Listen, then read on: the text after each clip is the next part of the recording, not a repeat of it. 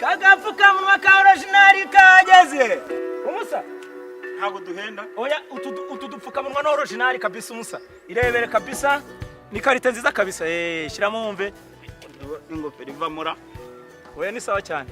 bakunzi bara oya kani kamwe tanti agapfukamunwa tanti mpaka kabara kandi nta kibazo naka ngaka ni sawa agapfukamunwa tanti ntago ngura twinshi oya nta kibazo agapfukamunwa ni sawa cyane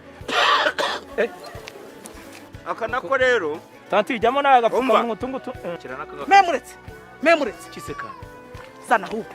kisekana ese waba urwaye wa wundi nawe wakaguze usizeho coronavirus nawe kaza kahita gafata kagashyiraho byagenda bita hanyuma uguza akatagukwira gafite akarastike ku buryo bagakoreye uwo ari we wese ushobora kukambara utu twose mwagiye mufataho ndaduta muri pubere hanyuma nkaraba intoki wabicuruza gase bitemewe ubwo nangereka nigendere